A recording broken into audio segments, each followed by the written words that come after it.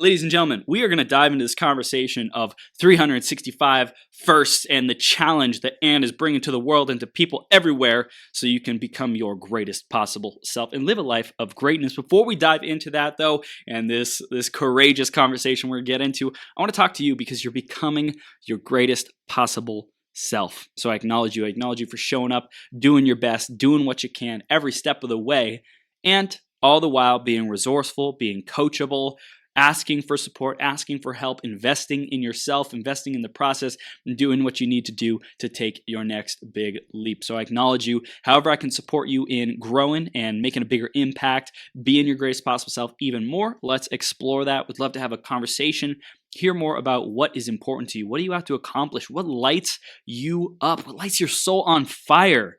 I want to hear about that. I love hearing about that, okay? So let's talk, and if you want to be a guest on the 12-Hour Marathon, get your message out. If you want to launch your own podcast, and if there's just anything else I could do to support you, connect with these epic human beings like Anne, who's about to come on, join her challenge, find out where you've been playing small, where you can take a leap into your courageous, greatest possible self, definitely do that, okay?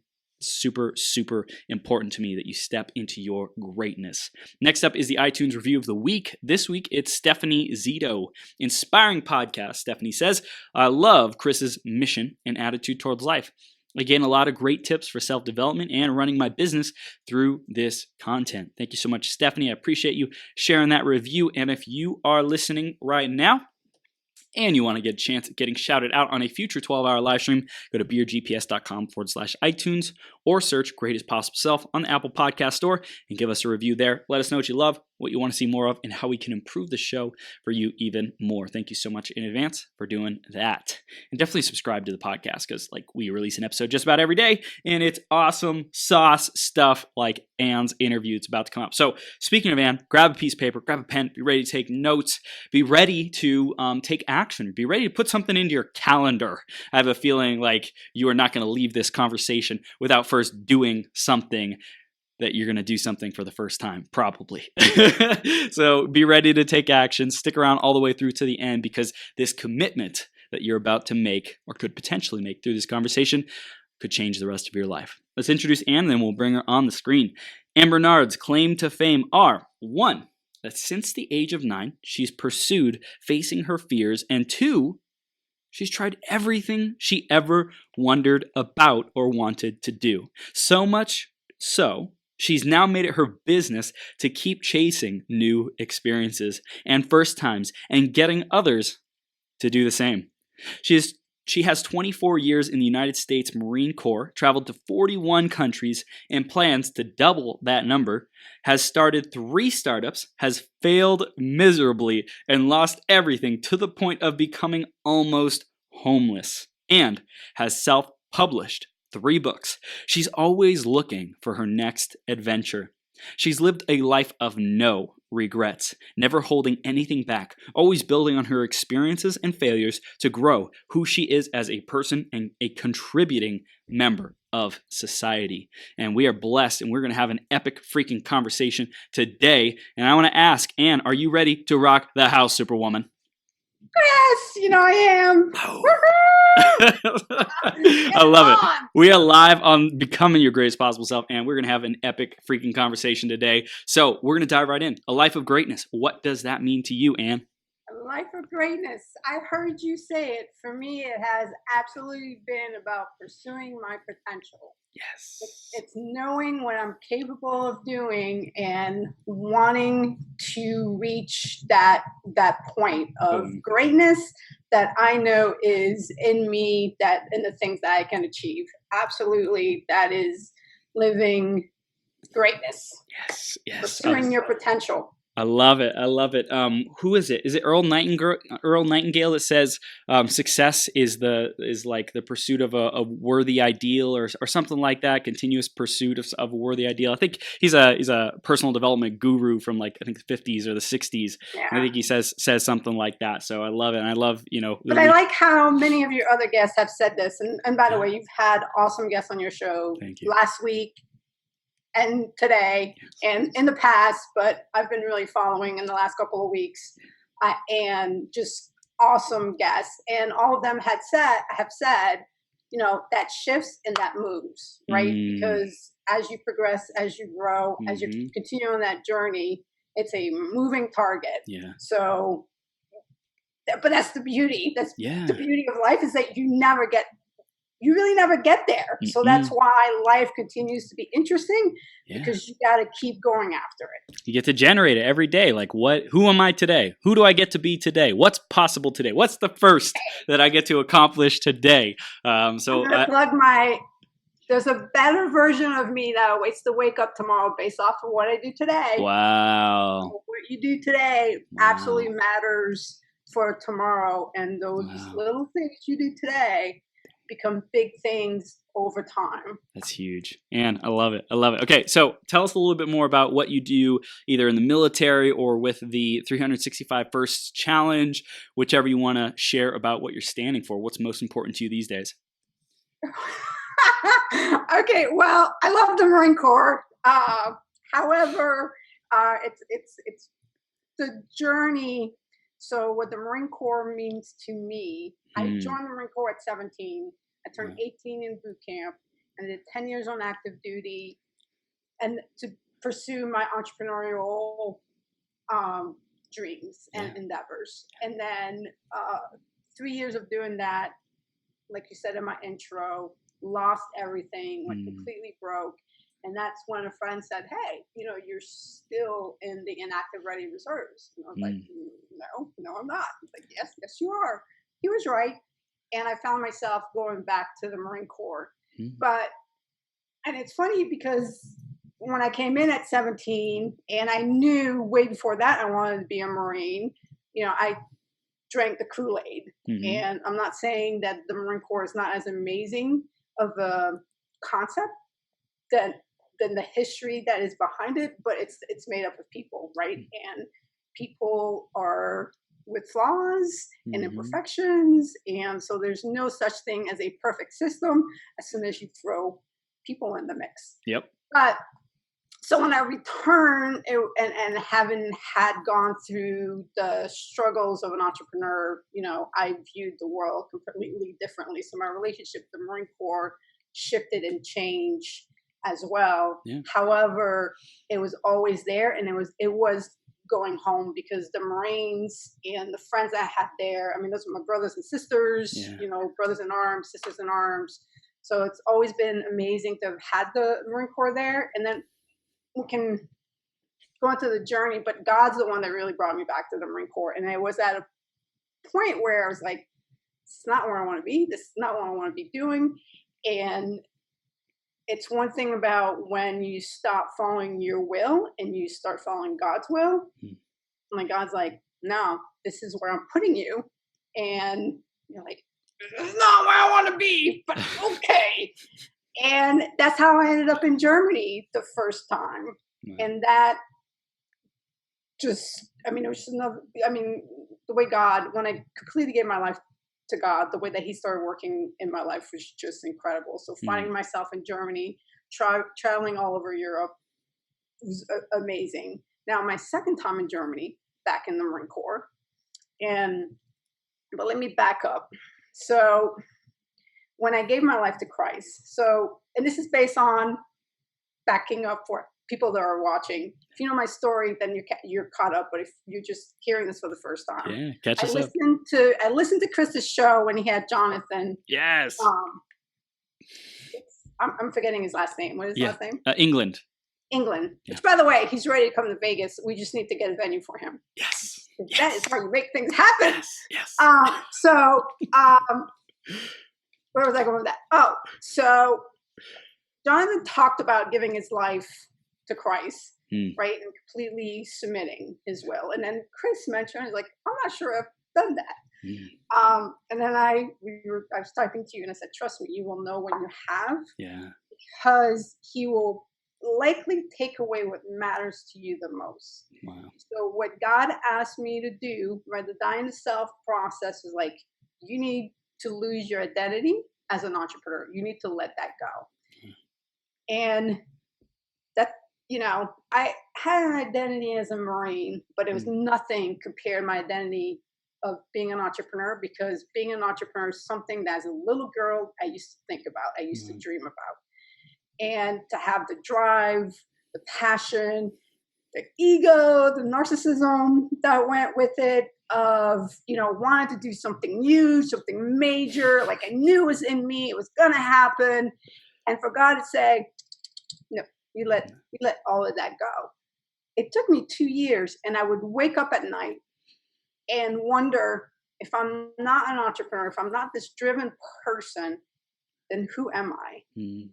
And I didn't know the answer. I had to trust God. So I completely submitted myself to him, and he worked in my life. He repaired the relationship with my family. He sent me on this incredible journey around the world. And then, I started exploring, because I had been chasing fears all my life. So I was pretty much without fears. And I was like, oh, I need to chase new things. So I started chasing all these new experiences. And I always had confidence, but an entirely new level of confidence that, God was right there with me. And when I went back to Germany this last time, it was not ideal whatsoever. And what happened was, I was working so hard at getting other people to be more, to want more, to, I can't get too many details about it, right. But it made me realize, if I'm going to work this hard, I need to be working this hard for myself. And it had been 10 years in that span of not doing the entrepreneurial thing, and God put it back on my heart. Like he returned it over to me. And it was like, oh, okay. So were you trying to save other people, or were you trying to build other people's vision and they didn't want it built? Or was it something else? You mean, so my, other businesses, the other things I've done? Like you mentioned, like you didn't want to get into the details of what wasn't working, like this place where you investing in something else that was other than you. What was that? Oh, so there's Anne Bernard, and then there's the Marine, right? So then there's Lieutenant Colonel Bernard.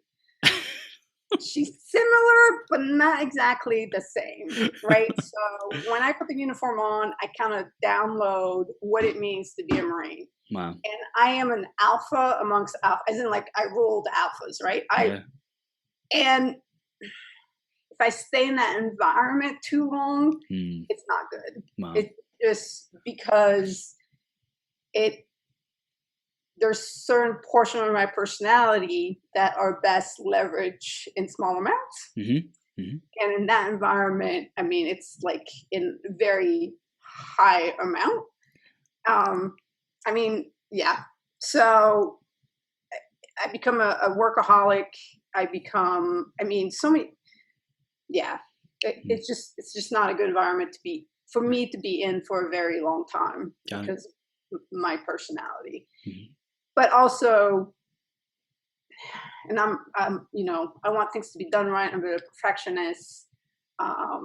People you're like, you care too much, and that just aggravates me, because of what I cared about is the protection of the United States, of Marines doing their jobs as Marines, and I shouldn't care about that more than other people. Like, we should all equally care about it. Right. So, and if I can't lead you towards, and we're talking about peers and seniors, right? Not so much subordinates, but if I can't lead you towards there, then I'm going to want to bend your will to mine to get you there. So when you said about, like you were mentioning wanting to put people in perhaps an uncomfortable position, or, and you're like, can you help me with that? I'm like, yes. I'm not sure. Careful what you wish for. For me, because, I can be, there's different sides of me where I can be soul crushing mean if I need to be. Like, I can be anything that I need to be in order to get the job done. Yeah. And it kind of it escalates to where if you're going to push me there, you're going to be like, ooh. So that's what you're capable of, and I love that. I love hearing that side of you. I love hearing, that it's almost like you're a sheathed weapon, ready to like unleash hell on anything that like stands in your way, which is awesome. And I think a lot of people wish they could be that powerful and intimidating. And I think it sounds like one of your greatest journeys is like, how do I take that power and these greatest skills and abilities and apply it in a way that serves myself and God and my fellow humans who actually want to be served, right? Who actually want to receive the benefits of it. Because in an organization like the military, bless it, and like everyone has their own kind of agendas. There's politics, there's stuff, like that you just got to deal with. So to be an entrepreneur, you get to set the agenda of who you are, who you're around, how you invest your time, your organization, the people that are a part of it, so to speak, for the most part, So I would say that is like taking back that control and creating the reality and living your greatness the way that you want to. Correct. And I mean, yeah. And for me, there's been so many journeys that have taught me so many lessons that have shaped, who I am. But, as a young kid, I decided who I wanted to be. And there was I'm 42 now, right? So at 42, there's very little left of me, of the kid, the teenager, or even in my 20s. Like I have completely reinvented myself in that time frame to become who I wanted to be. And there were critical moments and times where I didn't know how I was going to make that happen. And one of the biggest things when I gave my life over to Christ, then it became a no-brainer, because it was like, I really want to be this type of person. I don't know how. Just like, you put forth your intention of, show me how to get there. And then you trust it. You put it in his hand, you trust him with it. You continue to do what you need to do. And then he'll present you with some opportunities to do that. And one of the biggest things for me was, and I heard you talk about that too, but connections with people, right? To really connect. I always scare, I'll always help, give out advice, assist, to like really have connection. And, my childhood did not shape me or support that, to create that. And what's funny is when I was just back home a month ago, having conversation with my dad, with my brothers, or my sisters, we got to like in some really deep conversation, and I got to see the character traits that exist in all of us. So I have 5 brothers and sisters, so there's in the big spread of age, right? So what exists in my dad exists in my mom, or my stepmom possess, and then what's in my sisters and brothers, and how each of us have manifested that character trait. So who chose to let that character trait drive them in a certain direction, and then who chose to say, okay, well, there's probably good benefits of this character trait. There's negative portion of this character trait, so I'm going to reprogram, I'm going to switch portion of this character trait to make it more beneficial and healthy all around, right? So it's like who's being driven by the trait versus who's driving with the trait as a resource of their being, of their presence, of their life. Yeah. So, and that's one of the things with the 365 First Challenge that I want to bring to the forefront, is that you can absolutely reprogram yourself. Yes. Okay. Where you are, who you are now, does not have to stay that way. Neuroscientists, and it's not just, coaches or whoever saying that, right? The science proves it. So neuroscientists who have studied the brain, get images of the brain, have said and have shown that it never stops, right? We constantly have the ability to change the synapses in our brain, therefore rewire how our brains work. But you have to actively do that. So for me, one of the biggest things, having having overcome all my fears, having, done so much to change who I was, the one thing that kept staring me in the face is you're not connecting with people. You are, but it's very superficial. And one, that is something that requires a lot of work, right? It requires energy, a lot of work to do that. But the one thing that like marked me was I was in Prague, and this gentleman, homeless gentleman, probably was on a park bench, and I think probably had peed on his pants. It's just his pants were all wet. Yeah. And I had the means, no problem, of going and buying him another pair of pants. But I was frozen. I could not reach out to him. No matter how much I wanted to reach out, I was like, I can't. I don't know how to go to him and say, let me help you. And even, the language barrier or whatever, that wasn't the problem. The problem was, here's a human being in need. I want to help, but I can't. Like I just stood there and I was just like, what is wrong with me? And, I'm in tears and I'm crying and I'm like, go help him. And I just can't. And so I got back to my hotel and I just, I prayed. I was like, God, I want to stop this. I want to be able to reach out and go help someone when they need help.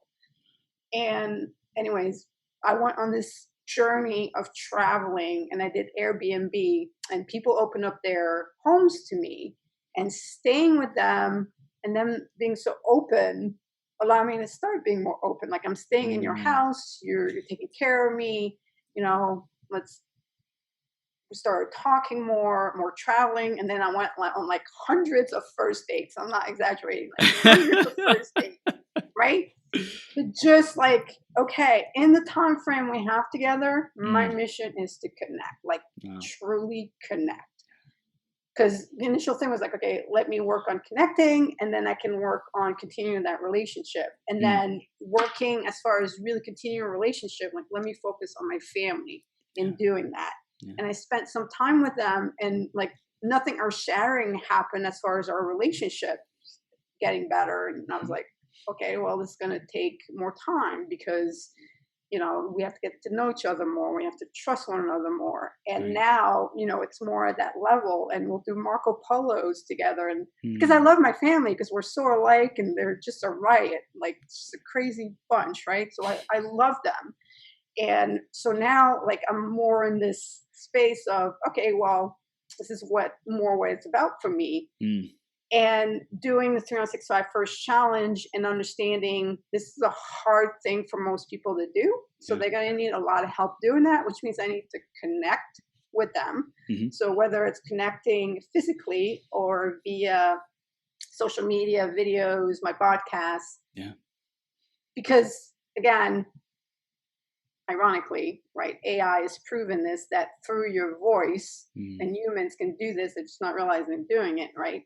They pick up your authenticity, how genuine you are, and if they're gonna, I guess some people can fake it, but why fake it if you put in the hard work to actually be that? Just like you are. Right, you're gonna be there in that time and space anyways, so why not invest the energy? Why not? Exactly.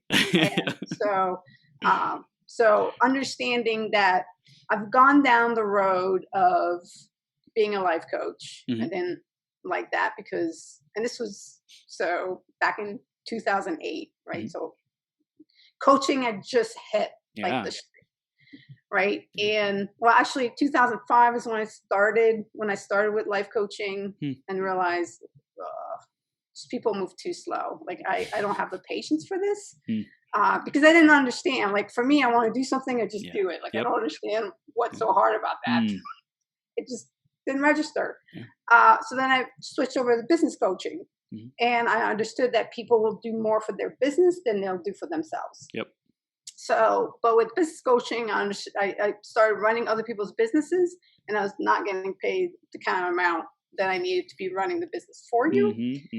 So, and then I switched over because one way of making true money is that either you're selling a product or you have people working for you. So I started a coaching agency. Okay. And because I realized it's the marketing that I enjoy, it's the business aspect that I enjoy. So let me help other coaches so all they have to worry about is coaching. Let me take the business aspect out of it for them. Yeah. And so that's in like 2007. Okay. And again, though, people didn't hire coaches because it was such a young profession. Definitely. And I got screwed over by my business partner because I was trying to automate everything. So I also have a thing with technology. And so that was now one failure under my belt. What would you have done differently with that business partner? Establishing proper legal business partnership. So because he had started coding the back end, and so although he was married, he thought we should have a thing, and I was like, well, that's not going to happen. He's like, well, then you owe me $40,000, or I'm taking the code with me.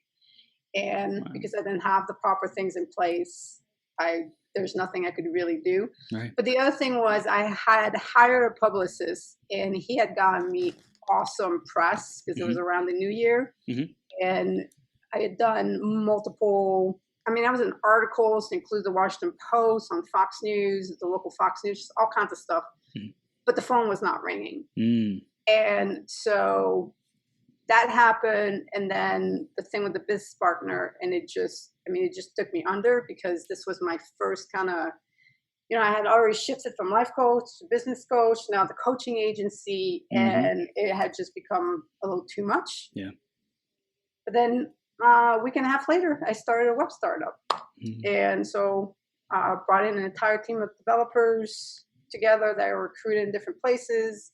We created a social media site. And again, I was ahead of my time.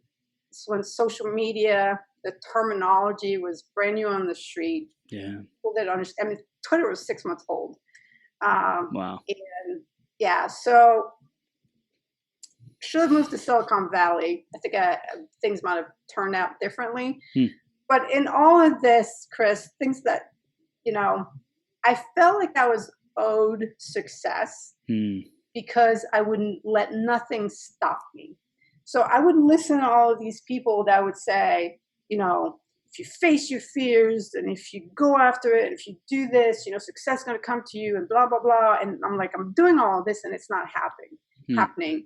And my conversation with God was not, God, how can I serve you? It was like, I'm owed this. Like, I'm doing everything right. Like, why? And I also had limitations, right? So I believed that I couldn't do sales. So it's like, so I hired a sales guy. But so there's certain things, I had limiting beliefs. I had such an ego. Now, the failures were teaching me a lot about humility. I was definitely picking up a lot of humility along the way. Yeah. And when finally, and another thing, I was struggling a lot with depression. And people didn't know about that. There are times where I had to stay in my basement and not go anywhere because I couldn't trust that I wouldn't hurt myself. So if I didn't go anywhere, but all this darkness, so from the failures, some things not working out, just this such darkness was in my soul, and so much pain because I just didn't understand. I'm doing everything right. And the other thing is I would share my knowledge with somebody else and they would encounter success. And then instead of so I wasn't envious or jealous of them, but it would make me even more angry. I'm doing the exact same thing of what I told them to do, and it's working out for them, but it's not working out for me. And just anger, just so much anger was amassing in me.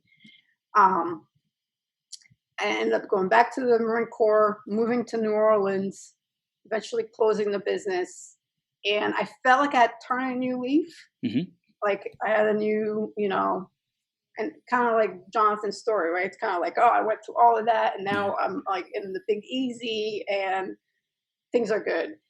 And I ended up in a relationship that didn't work out, that also kind of sucked my soul in many ways. Then I ended up with all of these injuries. I put on all this massive amount of weight, and it was just like how am I back into this crap? Because it was like there was a little bit of sunshine, and I'm back deep into it. And really, what it was is that God, because along the way, certain people had introduced me to God, not in my, I'm going to choose this part of this religion, I'm going to choose this part of this religion. And again, nothing against some of your other guests, but for me, it wasn't about it. Back then it was, right? The universe, this, and it's all in me, like I'm co-creator with God, all of this stuff. No, like, Christians were approaching me and saying, here's, have this and have that. And I would read it, it wouldn't connect. And I had gone through so much stuff in the Marine Corps that I'm not even like touching on. I mean, I ended up following this one lady at one point. I didn't even realize that she started a cult. Like, I listened on NPR and I was like, what? I have all her books. I'm like, this lady's nuts. And I'm reading her books. So when finally, the relationship failed and I just dropped on my knees and it was like, I am screwing this up. I don't know how to do this. I am turning it all over to you, God. And, then this entire new kind of journey began. So we're covering a lot. Yeah. This is great. Francis Suffer's challenge is about, but that, I've gone through. I really have gone through the ringer, but I wouldn't change anything. 100%. Because it's true, right? I mean, I am who I am because of everything that I went through. Oh, and the one thing about as soon as I dropped to my knees, the darkness, the depression lifted, gone. Gone. And I feel extremely blessed about that because I know that there are others, there are true devoted Christians who struggle with that. A pastor just committed suicide a couple weeks ago. Like, I don't know why it got completely lifted for me, but it did, and it's been 10 years and I've never felt the depression. And I know that it was not like the one thing about depression, you're doing fine, and all of a sudden these thoughts come into your head, and you're like, I don't believe that. These aren't mine. Like, where did this come from? And it's like, get out of my head. And it's like uncontrollable. Like why is this even happening? Like I'm a good person. I don't believe this. And then, but you can't get rid of it. Like, you have to let it pass. And while it's passing, you're hurting. At the same time, usually there would be some sort of boost of creativity that like was on the other side. So I was just like, okay, I just need to get to the other side. So when did the 365 firsts challenge? When did that get born and like really grab a hold of you? So first time I ended up in Germany, which was in 2013. So I was there 2013 to 2015. I started traveling. And as I'm traveling, I'm like, I'm all these new places. Maybe I should try new things and new places. And so a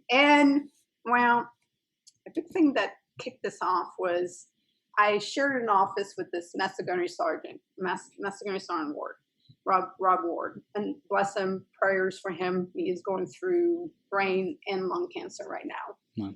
But so I'm working on my computer, and he's like, "Ma'am," I'm like, "That's the gods."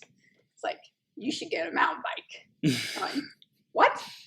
You have my attention. So I went mountain biking shopping with Massagons Award, and that mountain bike, which was something I had always wanted, because it's 2013. I came back from Okinawa in 2014, and I bought an SUV with the intent of going camping, spending time outdoors. Like, that was a huge thing I always wanted to do, is spend time outdoors. Had never done it. So now, all my life I've wanted to do that. Now it's 2013, and he says, get a mountain bike. I got the mountain bike, and it opened up my world. And I'm like, so first off, a mountain bike is going to make you realize just how out of shape you are. But it opened up my world. So I started going out to the mountains, started going to all these different places. It's like, well, mountain biking, let me try, paragliding. Let me try canyoneering. Let me try kayaking. Let me try SUP. I started trying like all of these things. And I was like, oh, this is so awesome, right? And so then I start talking, the more, then you talk to people, and then you're doing all these things, you're trying all these things, and you realize, oh, people are really boring because they don't do anything. Right? They don't have stories to tell because they don't go anywhere, they don't try new things, they don't have experiences. And so, but I didn't do anything with that. I came back, continued to travel, continue to just have a good time. And I was working more on like myself, right? I need to learn how to make connections. I need to do all of this stuff. And I landed in 2016 in Colorado. And I actually I was like, I'm going to do a ministry, and it was called Brave Action Ministry. And it was about, so to backtrack again, when I was doing the coaching, I started a program called the Loop of Confidence, which was all about confidence development that was based on facing your fears. Because with that, I had developed my just impeccable confidence, why nothing would ever stop me from doing anything. And I never thought, oh, I can't do that. Was because I spent my life facing my fears and then chasing my fears, right? So I built this confidence that, I'm not scared to do anything. So I created the Loop of Confidence based on that. So I brought the Loop of Confidence into the ministry because, again, God had given me even a greater confidence, but you have to step into the unknown. Yeah. You have to step in that space, and so that God can like make you feel like, I got you. I got, don't worry, I got you. Yeah. So, but the one thing about Brave Action Ministry, the one thing I prayed on, I was like, God, I don't want to do this alone. I'm so tired of doing everything alone. Yeah. I've been traveling, I've just been doing everything, like me and little man, that's it, just alone. And I was also kind of like in the husband space of my life, which is a big thing in Christianity, of, finding life partner. Yeah. And that just was not happening. So that's something that I've completely like let go, because it's just like, okay, it's not going to happen. Let it go, move on. But I was like, I want a business partner. Like and so I reached out to people. So I was getting a lot more comfortable reaching out to people, asking them what I needed, what I wanted from them. And nothing came back. Right. And I was like, well, God, obviously you don't want me to do this, because that was my one thing. Like, I don't want to do it alone. Right.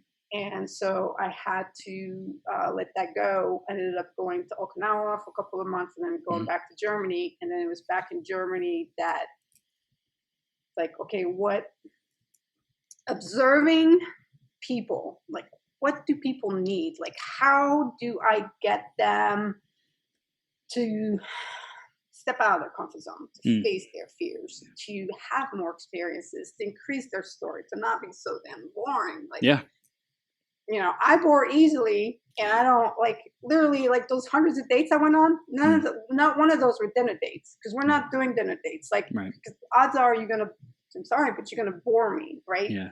Because your life is whatever else's life is. So you created something that people could really take these leaps into, of their first things. I want to know, like, what are the rules? What can people start doing today to, like, face their fears? Tell us more about the rules of the challenge. Okay, so this is why I created the challenge. Okay. Because if I'm going to say, Chris, well, I am going to say that to you. So you're not going to get this example. I'm going to make you face, but say for someone who's not on the same path that we are, right? I can't just say, take this massive leap. Right. So what the 365 First Challenge is for most people, like, instead of taking this leap to get on the other side, the challenge is the bridge. Because do something small. go to the grocery store, walk the fruit aisle, the vegetable aisle, pick a fruit, vegetable you've never eaten and try it. Or a food, go to a restaurant. Like you've never had Indian, you've never had Thai, you've never had Ethiopian food, pick a food that you've never had. Go try it. Just like very little things. So if you go to 365 First Challenge and you go to have master lists and they're broken up. So you have food first, volunteer first, fitness first, outdoor first, self-care. Like there's about 24 categories. And in that there are firsts. Okay. And so start small. And I'm in the process of getting an app developed so that you go to the app and you'll be able to swipe. Oh yeah, I've done this. No, I've never done that. Oh Heck yeah. Yeah. All right. Simplify the process. How easy can I make it for you, for everyone, to go do and have new experiences? Which is why I started the meetup group. So I just moved to Vegas, started the meetup group because few reasons, but if I organize the events, I'm making it also that much easier for you to come in and go do some things that you've never done. You're going to have other people that you're doing it with. They've never done it. You've never done it. Now, I don't know what the number is. There's a number, and I will find out what that number is because, I'm a psych major, and if you see my T-shirt, it's a little guinea pig, right? So it takes one to know one, right? So everyone should be there. You should be your own guinea pig and your own scientist, right? So you should always be running experiments on yourself. So the experiment that I am running with the 365 First Challenge is how many first new experiences do you have to do to get hooked? Because when you do something new, your brain releases dopamine and it gives you a feel-good feeling, right? Yeah. So if you do 5 first times, 10, 15, how many that you get hooked and you're like, wait, I'm growing, I'm discovering about myself. When I show up at work on Monday, I'm not just talking about the TV show, that was on TV. Like I did something. I have a story. I am connecting with people and I'm encouraging other people like, hey, have you ever done that before? No, I haven't. You know what? Let's go do it so that we have an experience together. And when we have that experience together, we have a stronger bond and a stronger connection. Because remember, connecting is very important to me, right? So if we do something that neither of us have ever done and we have that experience, it will be marked in our minds forever. And we will be connected to each other forever because of that experience that we had together. So the 365 First Challenge for me is bringing like all of those things that have always mattered to me into one like concept, because doing the challenge will help you develop your confidence. And, I will do courses along the way to talk more about stepping outside your comfort zone, facing your fears and all that good stuff. Yeah. But that's a process. That's something that's going to happen, right? Because there are like 5 kinds of firsts. You have spontaneous first, optimistic first, right? So that something happens, bam, you jump on it, you have it first time. You have plan first, right? So maybe you want to travel to Bali, right? So you're gonna have to do a little planning to do that, right? Then you have earn first, right? So you want to bring people to Bali with you and you want to teach them stuff, right? So you're gonna have to earn that. You're gonna have to do even more. It's gonna be your first time, but there's more things that you have to do to get that done. Then you have unexpected first, which are not ideal, right? I mean, so 3 weeks before leaving Germany, I'm on the Autobahn. This lady cuts me off. I get in my first accident. Then she sues me. So it's the first time getting sued. All unexpected first that, I would not put on my list, but they happen, right? But as things happen to you, how you handle those things, you develop, coping skills. And it's better to go after your fears. It's better to go after your first. It's better for you to pursue those things than for life to throw them at you. Because life will throw them at you because you need to grow, you need to develop, you need to change. Well, be in charge of that. Like be the active person doing it. Yeah. So then the last type of first is your like next level first. So that's the one that I got to step out of my comfort zone. I got to face my fear, right? So I have to overcome something before I can even reach that first. So that's like the 5th type of first. So yeah, so I'm out to get people to have those experiences, to make those connections. I would love to have for people to have like first time parties and like all this other stuff, right? So I'm the entrepreneur to where I'm like, oh, this is one option, multiple direction, and then like, oh, okay, let's stay focused right here. Let's get this off the ground, and then go from there. But I moved to Las Vegas because people come to Vegas to have unique experiences, to have first times. So they come prime. Their mind are prime to be exposed to the challenge, to the concept. And then I'm seeing too that this is absolutely a place for me, connecting with someone like you and just some other amazing, like I've been running around, going to networking events, been meeting all kinds of great people, and it's like, okay, this is the right place for me. Wow. Like, this is awesome. I'm waiting for these. So Saturday I went this thing called Demo Day, where a lot of developers present type of things that they're working on, and these 3 young ladies presented what they're working on, an app that they've been working on. While completely different than my app, the features are very similar. So they just graduated punch code, and I was like, whoa, wait a second. So because my ideal situation is to have a local team develop my app. Yep. And I talked to another local guy. He gave me a quote, not a good match. So I have all these other quotes coming in, India, Philippines, Canada, like other places. But I'm like, there's something about these, these young ladies. So I met with them yesterday. I think it was yesterday. And, talk some more. And the youngest one is 19, and she's leading the pack in the conversation. And I'm just like, wow. First off, as a woman in tech, even though I can't, I can't code, but I mean, with the web startup, different things I've done. And in the Marine Corps, I'm in IT, setting up networks, cybersecurity, and that stuff.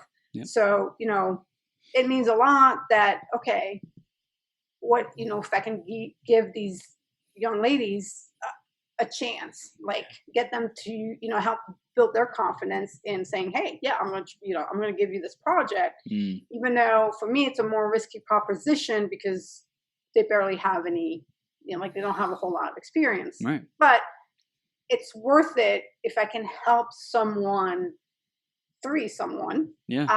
get greater confidence and grow and improve. And so, and that's actually something that I wrote in my journal this morning, was that being a true master at changing people's lives is that your interaction with them makes them believe that the change came from them.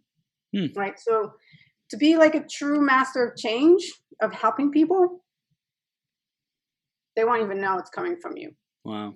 It's like, like a magic trick, right? So it's seeding that thing or having that difference, and they didn't even see it coming. And so that's something right now that when I wrote that down, I was like, this is important to me. Obviously, the 365 First Challenge and, my social media presence and the videos and the podcast, and being very obvious in what I'm trying to see. Like what else is going to happen in the background? And, and what I'm seeing and what I'm loving is having a conversation with someone and just talk, if they're primed to have new experiences, they're going to have them. Yeah. Right?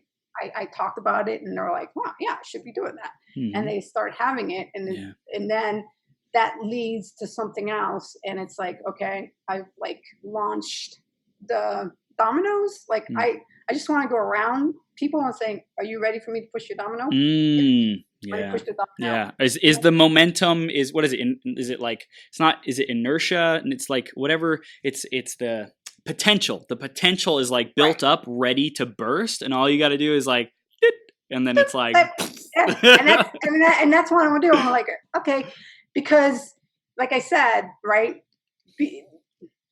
Part of my personality is like, I will bend your will if I have to, but I don't want to. Right. But to have that energy, right? So when I'm coming at you, it is with that energy, and it is saying like, here's, nothing's holding me back, and here's everything that I've done. Some people are not going to like that, and they're going to be intimidated by that. They're not going to like it, and they're going to be put off by me. Some others are going to be like, well, she looks pretty like normal, like, I'm not a multimillionaire. There's no, and side story about that. I have done everything. When I was doing Why Go Solo, when I wanted to make my millions, it was to travel and have all these experiences that God has led me to without needing to be a millionaire. Wow. So I have lived a life that I imagined that I wanted as an entrepreneur anyways. So, but that became empty because it's like, okay, well, I'm having a great time and I'm seeing the world, but I'm not doing much for the world, which is why I went, I think that's when God put it back on my heart. Like, okay, I'm turning back the entrepreneur thing to you because now it's time for you to get the world, to have those experiences. But anyways, so I just want to go around pushing dominoes. Yeah, I love it. I love it. It's such a powerful like metaphor and who you are. I just see you as a catalyst, right? Like that, the one thing that someone needed to just like bust their life wide open. And also for these girls that you met, like all the value that you get to bring to them about your experience, about your life perspective, and not even about business, not even about coding, but just life, the philosophy, the human being that you are and how you impact people around you, I think is just epic. And so I want to drive it home with a final takeaway for our audience. We've covered a lot. You've been through ups and downs. You've overcome some gnarly stuff. You have this courageous, kind of fearless mentality. What do you want to leave our audience with? That is accessible to you, right? So it is a decision that you make to want to have that fearless mindset that you want to be free. So it's not just being fearless. You want to be free. When you're fearless, you are free. You are absolutely, completely free. You're free of judgment. You're free of fears. You're free of just everything. I mean, and I don't think people understand like how amazing it is to have that complete freedom. Like I wake up in the morning and there's nothing weighing on me. There's nothing controlling me. There's nothing impacting me. Like I rarely, when I'm in this space, rarely feel any negative emotion. There's no doubt. There's no anxiety. When it creeps in, now for me, if that creeps in, I pass it over to God. It's like, wait a second. I had to go to you to pick this up, right? I was like, oh, no, you know what, God, no, I got it. And then when I do that, it's like, oh, that comes with baggage. Let me go send it back to him, right? So switch it, turn it back over to him, and then I get to feel that absolute freedom. Wow. You have control to do that. You have to step towards things that you've never done and experienced to truly get that freedom, to go on that journey of self-discovery and of growth and of change. You have to do things you've never done before. Boom. I love it. And this is gold, and you're bringing the fire. Let's tell people how they can stay connected with you. What are the next steps that they can take on their 365 Firsts Challenge journey? All right. So connecting with me is very easy. On all social media, you look up Ann Bernard and you will find me. For the 365 First Challenge, it's either at 365 First Challenge or at 365 First. The name was taken. But 365firstchallenge.com, you sign up for the challenge there. You'll start receiving newsletters from me. And then when the app is released, I will let you know to get on the app. You get on the app. Follow the podcast, my videos. I have a YouTube channel, so 365 First Challenge videos. I do How to Fridays videos. I document my first times and I talk about them. So, get a little crazy, nutsos. I'm all about expressing my personality. So come on out, figuratively or for real. If you end up in Vegas, come on out to Vegas, meet with me and Chris. Because we're gonna do some stuff together, Chris. We're doing it. We're doing it. So I feel within the next week or so, I can feel your powerful energy and my powerful energy being like, all right, no more bullshitting. Let's go. Correct. Friday, you got to come to the Entrepreneurial Magazine launch. Surround yourself with a bunch of other entrepreneurs. You gotta be around the right people. Yes. Yes, I love it. And you are such a superstar. So you heard it, ladies and gentlemen. Go to 365firstschallenge.com and subscribe to Anne's newsletter, join the challenge, find out what your firsts are that you want to take action on. And I'm looking forward to meeting up in person soon, Anne. I appreciate you. Absolutely. Thank you, Chris. You do awesome stuff. Love your show. Thank you. I'll see you soon, okay?